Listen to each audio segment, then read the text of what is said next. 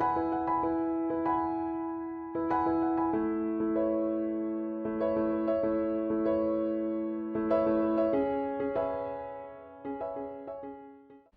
Everyone, welcome to the physics lecture series for class 12th।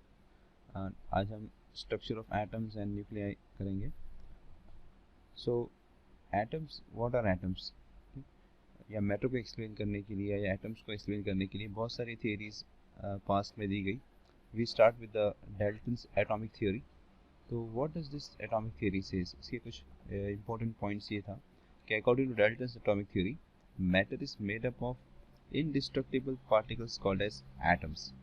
तो जो matter है वो इट कंसिस्ट ऑफ एटम्स, और एटम्स को हम फर्दर डिवाइड नहीं कर सकते। ये पहला पॉइंट था। सेकेंड पॉइंट क्या था कि atom of a given element are identical. तो अगर हम कोई भी एक पर्टिकुलर एलिमेंट लेंगे, ठीक है, जैसे मान लो आयन ले लिया या सोडियम ले लिया, जो भी है, तो उस पर्टिकुलर एलिमेंट के सब एटम सेम रहेंगे, सब के सब आइडेंटिकल रहेंगे। देन थर्ड पॉइंट ये है कि atoms can combine with other atoms to form new substances. तो ऐसा भी होगा कि दो अलग अलग एटम्स जो है कंबाइन होके वो कुछ एक नया सब्सटेंस, नई कुछ चीज़ फॉर्म कर देंगे। तो ये this are the three points regarding the Dalton's atomic theory. But Thomson ने जो है ही discovered Thomson showed that atoms are present in electrons are present in atoms. तो थॉमसन ने इलेक्ट्रॉन्स को डिस्कवर किया था, इलेक्ट्रॉन्स को। तो उसके मुताबिक जो है एक्चुअली डाल्टन ने बताया था कि हम एटम्स को डिवाइड नहीं कर सकते, मगर थॉमसन ने बताया कि हम एटम के अंदर अगर ब्रेक करेंगे तो we get electrons they are the part of the atoms. तो इलेक्ट्रॉन्स अलग से निकल गए। तो ऐसा नहीं है कि हम एटम्स को डिवाइड नहीं कर, हम एटम्स को और फर्दर डिवाइड कर सकते। तो इसकी वजह से क्या है कि ये जो एजम्पशन था कि matter is made up of indestructible particles, वो गलत साबित हुआ। तो ये Dalton's atomic theory was a failure because of this particular case. Now next we consider the Thomson model. इसको प्लम पुडिंग मॉडल भी बोलते हैं। तो according to Thomson's model which was proposed in 1903, ये मॉडल जो है 1903 में प्रपोज किया गया। तो इस मॉडल के हिसाब से क्या था कि एटम जो है, जैसे हम यहाँ पे डायग्राम में देख रहे हैं, एक हमारे पास एक ऑरेंज जैसा क्लाउड जैसा बना हुआ है, दिस इज द कलर। तो हमारे पास क्या रहेगा, we have a spherical cloud of positive charge. Positive charge cloud के फॉर्म में रहेगा, पूरा स्फीयर रहेगा, पूरा भरा रहेगा, और उसके अंदर जो है we have electrons are embedded inside the positive cloud. And दूसरा ये है कि एटम जो है इलेक्ट्रिकली न्यूट्रल रहेगा, यानी जितना नेगेटिव चार्ज हमारे पास है वो कंपेंसेट होगा पॉजिटिव चार्ज के साथ। तो whatever the amount of negative charge is equal to the amount of positive charge inside the atom. अब ये पॉजिटिव चार्ज एक क्लाउड के फॉर्म में, तो उसे हम बाहर नहीं निकाल सकते, but electrons they can come out of this particular atom, इसको हम बाहर निकाल सकते हैं, ठीक है। And this model was able to explain the formation of ions and ionic compound. अगर जैसे मान लो हमने एक इलेक्ट्रॉन को बाहर निकाल दिया, तो यहाँ पॉजिटिव चार्ज बढ़ जाएगा, तो it becomes a positive ion. If we add electron negative, क्योंकि इलेक्ट्रॉन को निकाल सकते हैं तो ऐड भी कर सकते हैं, तो नेगेटिव चार्ज ज़्यादा हो जाएगा तो it becomes a negative ion. तो ये जो मॉडल था, it was able to explain this, and this is the model. Now will see what led to the failure of this model also. So next we see Geiger-Madsen experiment. This experiment was performed around 1908, 1910, between this particular year. तो ये experiment में क्या था, यहाँ पर एक source of alpha particle, we have a source of alpha particle, और we had this lead bricks. ये लेड ब्रिक्स क्यों थे? क्योंकि ये जो सोर्स है इसको collimate, we want a well collimated beam of alpha particles. क्योंकि जब ये जो सोर्स होगा बहुत हर जगह पे एमिट करेगा अल्फा पार्टिकल्स, हम चाहते हैं कि एक शार्प हमें रे मिले। तो this is for collimating the alpha rays. This alpha rays were pass through the gold foil. यहाँ पर एक गोल्ड फॉइल था, ठीक है। ये गोल्ड फॉइल से पास होकर this way detected by the, ये जो हमारे पास स्क्रीन है, दिस इज द स्क्रीन। ये स्क्रीन ऐसा शेप की थी, तो दिस डिटेक्टर, ये जो डिटेक्टर है हम इसको मूव कर सकते हैं पूरे स्क्रीन में, कहीं भी डिटेक्ट इसको मूव कर सकते हैं। तो ये जो अल्फा पार्टिकल्स है, they went through this gold foil and they were collected at this particular screen, और हम इसको नोट किया जाता था कि कितने पार्टिकल्स यहाँ पर आ रहे हैं। तो of course almost we can say 99% जो पार्टिकल्स आ रहे थे दे वेंट टू दिस, ये एरिया में आ गए थे, दे बहुत कम, नहीं के बराबर डिफ्लेक्ट हो रहे थे। बट कुछ स्ट्रेंज चीज़ें हुई इसमें। एक तो ये था कि कुछ particles they were deflected by almost 90 degree, मतलब वो ज़्यादा अराउंड मोर देन 90 डिग्री से डिफ्लेक्ट हुआ था। कुछ जो पार्टिकल थे they were again deflected by, वो पीछे भी आ रहे थे, मतलब बहुत कम, of course may be 1 in 8,000, 1 in 10,000। तो ये जो फिनोमेना था कि they were deflected back, this was very unexpected. ये ऐसा नहीं होना चाहिए अकॉर्डिंग टू थॉमसन। अगर हम Thomson model, atomic model consider करते हैं तो ऑलमोस्ट ऑल द पार्टिकल्स जो है यहीं पे कहीं भी डिफ्लेक्शन होना चाहिए था, ये रिफ्लेक्ट होकर पीछे नहीं आना चाहिए था, कोई भी एक भी नहीं आना चाहिए, मगर आ रहा था। So this was something strange. Okay, तो ये पर्टिकुलर एक्सपेरिमेंट के बेस पर Rutherford he proposed his own atomic model and said that the Thomson model was a failure. So let us now see what is Rutherford's model. Now we see the Rutherford's atomic model. So according to Rutherford's atomic model, an atom consists of nucleus having positive charge protons and the electrons in the atom revolve around the nucleus. तो ये जैसे हम देखते हैं planetary motion में कैसा होता है, we have the at the sun, at the centre we have the sun, और ये प्लैनेट्स जो है उसके आसपास घूमते रहते हैं। तो वैसे ही ये एटॉमिक मॉडल होगा जिसमें हमारे पास जो न्यूक्लियस होगा उसके अंदर प्रोटॉन होंगे और इलेक्ट्रॉन्स जो है they are outside the nucleus. Now ये क्यों कंक्लूड किया, why Rutherford concluded this, because वो जो हमने इसके पहले एक्सपेरिमेंट देखा जो उसके अंदर क्या हो रहा था कि बहुत सारे ऑलमोस्ट मोर देन 99% ऑलमोस्ट जो alpha particles they were undeflected, मगर कुछ जो है वो डिफ्लेक्ट करके पीछे जा रहे थे, ठीक है, और 90 डिग्री पे जा रहे थे, पीछे जा रहे थे। तो रदरफोर्ड ने कंक्लूड किया कि ये जो पॉजिटिव चार्ज है ये एक साथ कॉन्सेंट्रेटेड कहीं पर है, जिसकी वजह से क्या होता है कि जो अल्फा पार्टिकल आ रहा है तो alpha particle is of positive charge होता है वो, ठीक है। अल्फा पार्टिकल में क्या होते हैं कि it has 2 protons and 2 neutrons, ठीक है, तो पूरा पॉजिटिव चार्ज ही है।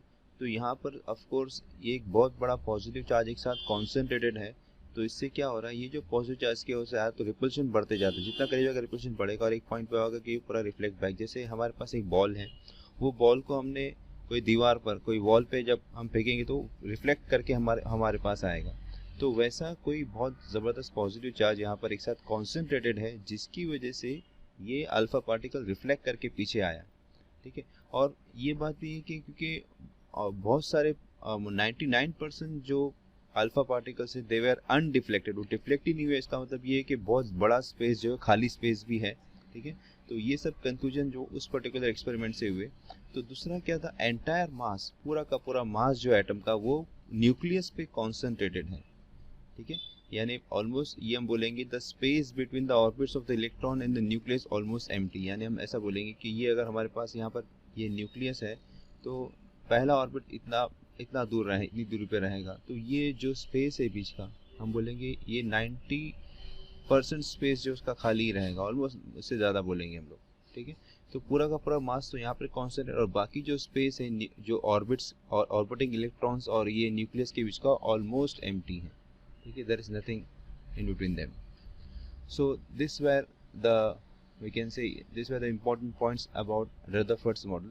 Of course ये एक हमें अच्छा मतलब इसने मॉडल प्रपोज किया, but there were some difficulties involved with Rutherford's model. इसकी डिफ़िकल्टी नंबर 1 ये है कि अकॉर्डिंग टू रदरफोर्ड वो इलेक्ट्रॉन्स जो है वो ऑर्बिट्स में they are continuously revolving in the orbit, वो कंटिन्यूसली रिवॉल्व करते रहते हैं orbit, they are not stable. तो अगर मान लो हम ये एज्यूम करते हैं कि इलेक्ट्रॉन्स जो है they are revolving in circular, अगर सर्कुलर ऑर्बिट में रिवॉल्व कर रहे हैं, ठीक है, सर्कुलर मोशन जो है ये एक्सेलरेटेड फॉर्म ऑफ मोशन है, even if the velocity is constant. अगर हम ये एज्यूम करते हैं कि इलेक्ट्रॉन की वेलोसिटी भी अगर कांस्टेंट है तो क्योंकि उसका डायरेक्शन चेंज हो रहा है तो वो एक एक्सेलरेटेड फॉर्म ऑफ मोशन हो जाएगा। एंड मैक्सवेल ने बताया था कि जो भी चार्ज पार्टिकल एक्सेलरेट होगा वो रेडिएशन एमिट करेगा, ठीक है, मगर ये इलेक्ट्रॉन जो मूव कर रहा है वो कोई रेडिएशन तो नहीं एमिट, हमने कभी देखा नहीं कि कोई इलेक्ट्रॉन जो एटम कंटिन्यूसली रेडिएशन एमिट करता हो। तो ये पहला पॉइंट है कि ऐसा इलेक्ट्रॉन रेडिएशन देना चाहिए मगर रेडिएशन नहीं दे रहा है। दूसरा ये कि अगर वो रेडिएशन अगर करता है, रेडिएट करता है, तो उसकी एनर्जी डिक्रीज हो रही है, जिसको बाहर से तो कोई एनर्जी नहीं मिल रही है, ठीक है। तो इससे क्या होगा, इलेक्ट्रॉन जो है अपनी एनर्जी लूज करते करते ऐसा करके स्पाइरल मोशन करके सीधा जो है वो कोलाइड करेगा न्यूक्लियस के साथ, और कोई भी स्टेबल एटम हमें नहीं मिलेगा, सब एटम्स अनस्टेबल हो जाएंगे। मगर हम तो देखते हैं in nature we find electron, we have atoms which are stable. तो ये दूसरा चीज़ थी। तीसरा क्या था कि observe atomic spectra of various atoms can not be explain. तो एटॉमिक स्पेक्ट्रा क्या होता है कि when a particular atom is heated to a particular temperature, उसको जब हीट करते हैं तो वो कुछ रेडिएट एनर्जी, वो कोई लाइट एमिट करता है, कोई रेडिएशन एमिट करता है, उसको रदरफोर्ड्स मॉडल के बेस पर हम एक्सप्लेन नहीं कर सकते। So this were the 3 difficulties involve with Rutherford's model. Now before moving further, let us see line spectrum क्या होता है और हाइड्रोजन स्पेक्ट्रम क्या होता है, कंटिन्यूस स्पेक्ट्रम क्या होता है। सो ये डायग्राम में हमारे सामने भी, this is the hydrogen emission spectrum. इसके अंदर हम देखते हैं कि हाइड्रोजन जो है when it is heated it gives out radiations, वो जो हमें रेडिएशन देता है। जैसे यहाँ पर हमें 4 विजिबल स्पेक्ट्रम नज़र आ रहे हैं, जैसे ये वॉयलेट वाला 410 नैनोमीटर का है, then this is blue 434 nanometre, इसके बीच में दूसरा कुछ भी नहीं रहेगा, कोई भी दूसरा स्पेक्ट्रम नहीं रहेगा। Then after 434 we have directly 486 green वाला है, और फिर ग्रीन के बाद सीधा रेड। तो ये हाइड्रोजन का कैरेक्टरिस्टिक स्पेक्ट्रम रहेगा, ठीक है। इसके अलावा कोई एमिट नहीं करेगा वो। तो ये लाइन स्पेक्ट्रम, ये जो स्पेक्ट्रम है इसको हम बोलेंगे line spectrum. Then apart from line spectrum we also have continuous spectrum. Continuous spectrum में क्या होगा, अगर उसे हम हीट करें कोई भी एलिमेंट को, तो it might be possible it can give a continuous spectrum. ऐसे कंटिन्यूस स्पेक्ट्रम देगा जिसमें सब के सब मतलब वेवलेंथ प्रोड्यूस हो सकता है कि सब के सब रहे वेवलेंथ। तो this is a continuous spectrum. तो कंटिन्यूस स्पेक्ट्रम में क्या है, all the wavelengths are present from right to left, ठीक है। एज वी कैन सी, जो रेड का जो है वेवलेंथ इट इज़ मोर, और हम अगर लेफ्ट की तरफ जाते हैं वॉयलेट की तरफ तो वेवलेंथ डिक्रीजेस, ठीक है। So in continuous spectrum all the wavelengths are present. In line spectrum only few wavelengths are present. तो ये जो फिनोमेना है लाइन स्पेक्ट्रम का, ये this was the Rutherford's model was unable to explain this line spectrum phenomena of जैसे hydrogen atom का है ये, तो ये एक्सप्लेन नहीं कर सकता वो model. Now with respect to hydrogen atom we have some spectral series, जो ये you can see the 5 series। सबसे पहला Lyman series, okay, this is the Lyman series, okay, ये लाइमान सीरीज है। Then we have the Balmer series, the Paschen series, the Brackett series and the Pfund series. तो this are the 5 series with respect to hydrogen atom. Now what this series को देखेंगे। Now see, ये diagram से हमें समझ में आ जाएगा what are the various series. Like electron it can jump from any orbit to the lower orbit, okay. तो इफ़ द लोअर ऑर्बिट, अगर लोअर ऑर्बिट नंबर 1 है, ठीक है, ये n इक्वल टू 1 का मतलब ये है कि जो ऑर्बिट नंबर 1 में है, ठीक है। तो whenever electron jumps from second to 1, 3 to 1, 4 to 1, कोई भी हायर ऑर्बिट से जब 1 पे जंप करेगा तो वो जो हमें स्पेक्ट्रम मिलेगा उसको बोलेंगे उसको, वो जो सीरीज़ हमको मिलेगी स्पेक्ट्रम की सीरीज, उसको बोलेंगे लेमान सीरीज़। सो इसमें इंपॉर्टेंट पॉइंट ये कि n1 is 1। Now Barmer series में क्या होगा, ये जो n1 होगा इक्वल टू 2 होगा, यानी कोई भी इलेक्ट्रॉन जो है हायर ऑर्बिट से 2 पे जंप करेगा, 2 पे जंप करेगा, जैसे 3 से 2 पर है, 4 से 2 पर है, 5 से 2 पर है, तो ये हमें एक सीरीज़ मिलेगी स्पेक्ट्रम सीरीज, जिसको बोलेंगे बार्मर सीरीज़, ठीक है।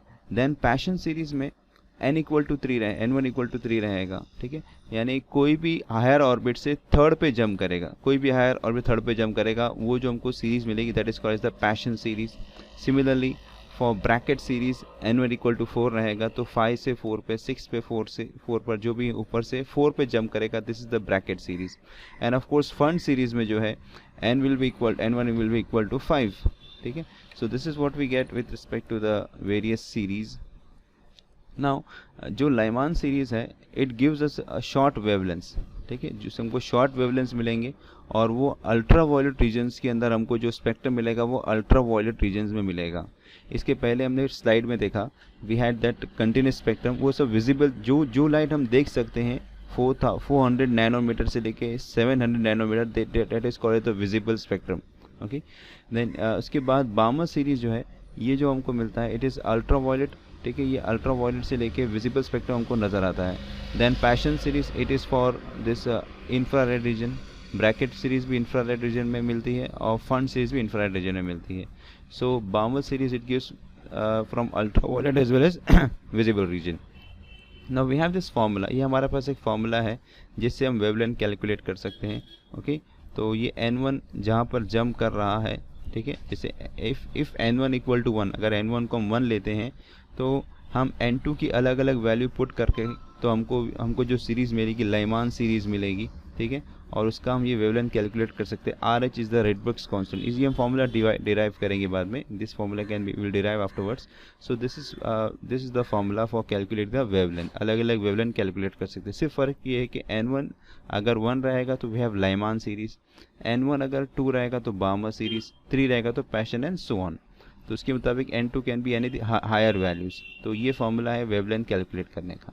Okay, now until now we have seen 3 atomic models. सबसे पहले हम डेल्टन्स मॉडल देखे, उसका ड्रॉबैक देखे. देन थॉमसन्स मॉडल का भी ड्रॉबैक देखे. इसके बाद रदरफोर्ड्स मॉडल की कुछ डिस्क्रिपेंसीज थी, उसे देखें. Now will study the next is the Bohr's atomic model.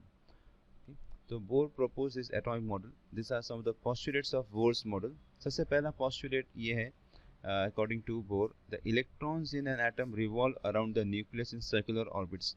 Of course ये पहले वाले का ही एक्सटेंशन था कि रदरफोर्ड ने भी यही कहा था कि इलेक्ट्रॉन्स जो है they are revolving around the nucleus. तो इसमें यहाँ पर क्या है, the required centripetal force is provided by the electrostatic force of attraction between the proton and the electron. क्योंकि if there is any circular motion, तो सर्कुलर मोशन के लिए we need a centripetal force. तो जो centripetal force जो है, मैं इसको CF लिखता हूँ. तो centripetal force is provided by the required electrostatic force of attraction. ठीक है, तो there is a force of attraction between the positively charge nucleus. Nucleus से पॉजिटिव चार्ज है और ये बाहर जो इलेक्ट्रॉन्स मूव कर रहे हैं दे आर नेगेटिव चार्ज. तो there is a force of attraction between them and this force of attraction is providing the required centripetal force. This was the first point. Second point ये था कि electrons can revolve only in those orbits for which angular momentum of electron is an integral multiple of h upon 2 pi. ठीक है, तो हम ये देखते हैं कि ऑर्बिट्स तो कुछ भी हो सकती है, ठीक है ना. तो ये जैसे एक हमारे पास ऐसे ये एक ऑर्बिट है, ये ऑर्बिट है, तो इलेक्ट्रॉन जो है सिर्फ उसी ऑर्बिट में मूव कर सकता है जिसका एंगुलर मोमेंटम am, मतलब angular momentum is nh upon 2 पाई. तो n जो है ये एक इंटीग्रल नंबर है, 1 2 3 4 कुछ भी हो सकता है. h is Planck's constant. तो ये एंगुलर मोमेंटम इस रिलेशन को सेटिस्फाई करेगा तो ही वो ऑर्बिट पॉसिबल होगा. जैसे मान लो मैंने यहाँ पर हो सकता है कि n अगर 1 पुट करे तो ये हमें ऑर्बिट मिलेगी, n 2 पुट करेंगे तो ये ऑर्बिट मिलेगी. इसके बीच में कोई भी ऑर्बिट नहीं रहेगी. यहाँ पर हो सकता है कि यहाँ पे हम और एक लाइन ड्रॉ करते हुए, सो ये जो येलो मैंने बनाया ये स्टेबल, ये ऑर्बिट नहीं रह सकती. या तो ये ऑर्बिट रहेगी या तो ये ऑर्बिट रहेगी. इसके बीच में कोई नहीं, क्योंकि ये इसके बीच वाला कोई भी ये रिलेशन को सेटिस्फाई नहीं कर रहा है.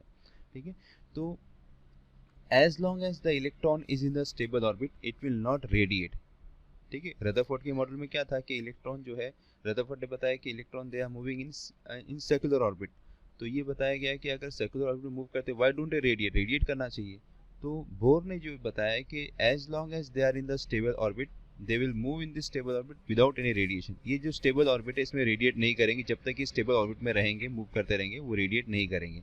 So this we have the stable orbit. तो तीसरा जो पॉइंट था, when an electron jumps from an higher energy orbit to lower energy orbit it emits a photon having energy equal to the differences in the energy of the two orbits. ठीक है, तो इसके मुताबिक क्या है, हमें spectrum मिलता है ना, हमें एटॉमिक स्पेक्ट्रम मिलता है. तो उसको कैसे एक्सप्लेन करेंगे, तो उसके लिए क्या है कि रदरफोर्ड ने ये बताया, इसको ऐसे एक्सप्लेन किया कि सपोज इलेक्ट्रॉन जो है, ये सपोज ऑर्बिट नंबर 2 में यहाँ पर इलेक्ट्रॉन है. ठीक है, ये ऑर्बिट नंबर 2 है. When electron jumps from higher orbit to lower orbit, जैसे 1 में जंप किया उसने, तो जब भी हायर ऑर्बिट से लोअर ऑर्बिट जंप करेगा तो ये एनर्जी एमिट करेगा, फोटोन एमिट करेगा. और ये फोटोन जो है, फोटोन की एनर्जी जो रहती है E equal to h nu होती है. तो अकॉर्डिंग टू दिस इसकी जो एनर्जी E2 माइनस E1 जो है ये हमें एच न्यू मिलेगा. So H is the Planck's constant, new is the frequency. तो जब भी कोई भी इलेक्ट्रॉन हायर ऑर्बिट से लोअर ऑर्बिट पे जंप करेगा तो उसकी जो एक्सेस एनर्जी है, जो डिफरेंस है, वो फोटोन के फॉर्म में एमिट करेगा.